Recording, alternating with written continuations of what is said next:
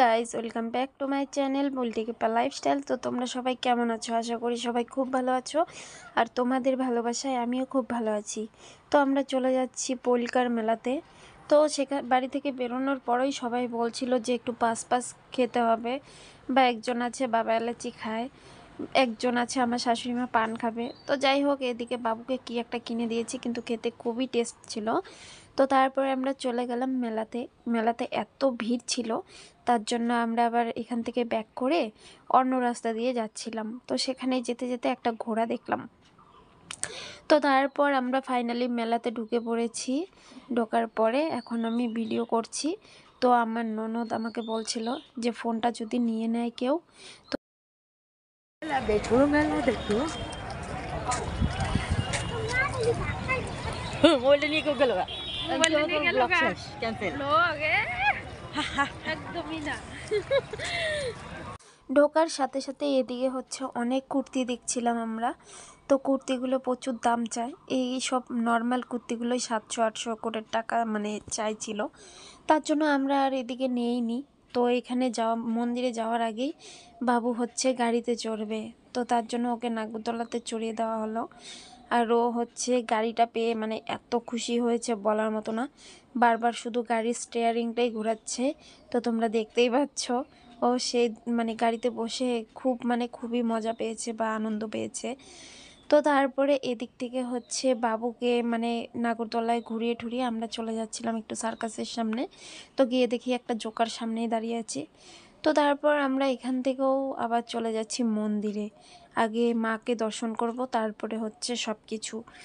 আগে মাকেই দর্শন করতে যাচ্ছিলাম, কিন্তু যেহেতু বাবু বায়না করছিল তাই আমরা চলে গেছিলাম মানে নাগরদোলার কাছেই। মাকে দর্শন করার পর আমরা মানসিকের জন্য চলে গেছিলাম।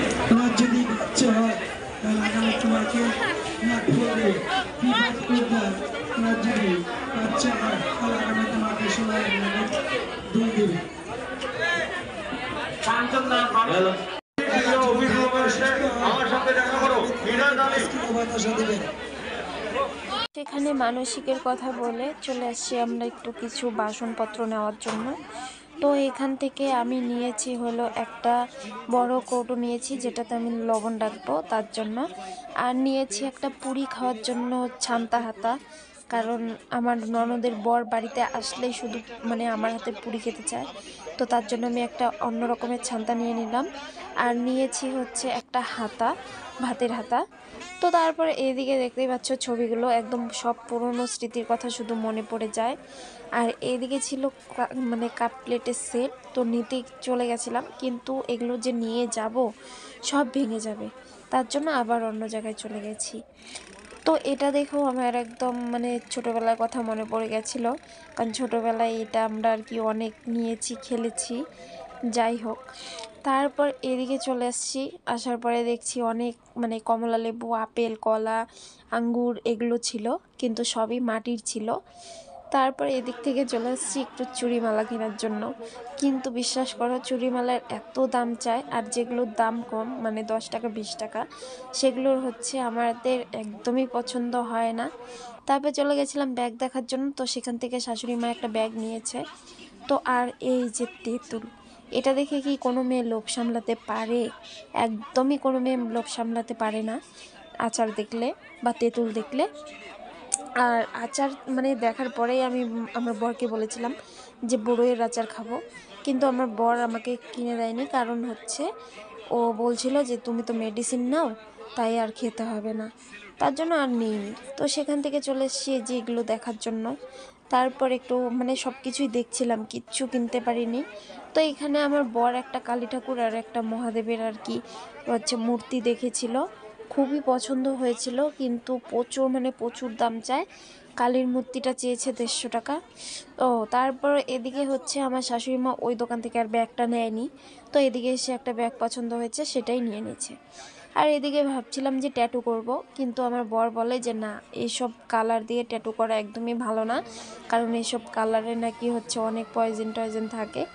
তো একটা ভাই হচ্ছে ট্যাটু করছিল, তো সেই ভাইটাকে গিয়ে আমি জিজ্ঞাসা করেছিলাম যে ভাই ব্যথা লাগে? তো ভাইটা বলছিল হ্যাঁ ব্যথা লাগে, তার জন্য আর ট্যাটু করিনি। তো তো সেখান থেকে তারপর হচ্ছে চলে এসে একটু ছুরি টুরি আবার দেখে নিচ্ছিলাম।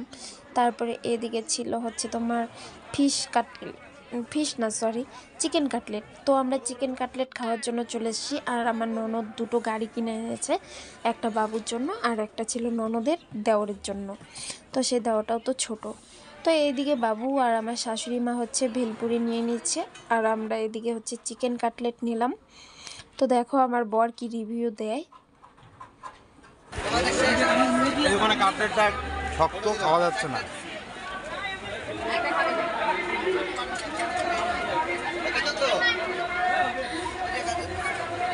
কাটলেটটা ভালো টেস্টি, মেলাতে দারুণ।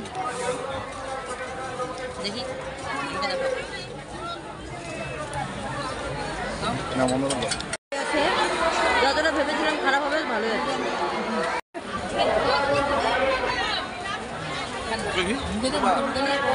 কেমন টেস্টি কেমন? তারপর কাটলেট খেয়ে এখন হচ্ছে চলে যাচ্ছি আমরা এগরোল আর ফুচকা খাওয়ার জন্য।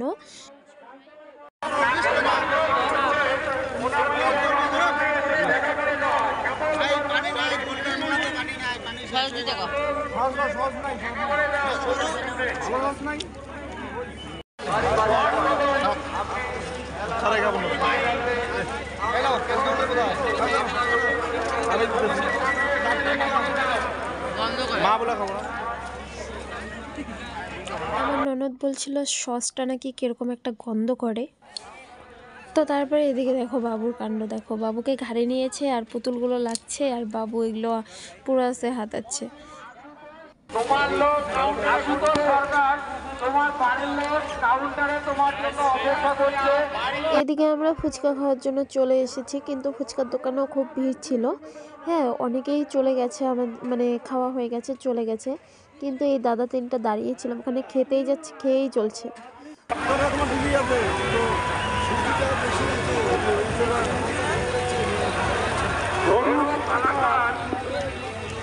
তোমার দিদি তোমাকে বলছে, তুমি এসে কাউন্টার হলে তোমার দিদির সঙ্গে দেখা করো।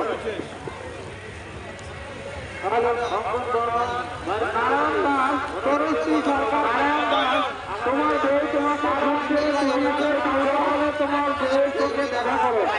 আর যদি ভালো হয় তাহলে আগামী বছর মাকে একটি। তারপর মেলা থেকে যা খাওয়ার খেয়ে চলে যাব বাড়িতে। তার জন্য মাছ কিনতে চলে এসেছি আমরা। তো সেখানে পাঙ্গাস মাছটা কাটছে, আমার তো পাঙ্গাস মাছ খুব ভালো পছন্দ, কিন্তু আমাকে এখন ডাক্তার খেতে মানে বারণ করে দিয়েছে। তারপর আমরা নিয়ে নিলাম হচ্ছে কাতল মাছ। তো ওই যে লেজার সাইডটা আমাদের দিয়েছে, তো সেই কাতল মাছটা আমরা নিয়ে যাচ্ছি, মানে নিয়ে এখন তারপর চলে যাব বাড়িতে। তো বাড়িতে গিয়ে রান্না করব।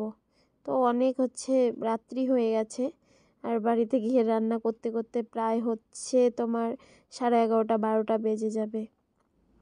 তো তারপর সেখান থেকে মাছ টাছ নিয়ে আমরা চলে গেছিলাম। তো মেলা থেকে বেরিয়ে পড়েছিলাম। আর দেখো মেলাটা কি সুন্দর লাগছে, বলার মতো না। তো তারপরে আমরা একটা জিলিপির দোকানে চলে গেছিলাম জিলিপি নেওয়ার জন্য, কারণ মেলার জিলিপি একদমই পছন্দ না। আর এখানে দেখো গরম গরম জিলিপি ভাজছে। তো তারপর সাইডেই ছিল চাউমিনের দোকান, সেখানেই চাউমিন খেয়ে নিচ্ছিলাম। তো ভিডিওটা ভালো লাগলে লাইক কমেন্ট শেয়ার করে দিও। টাটা।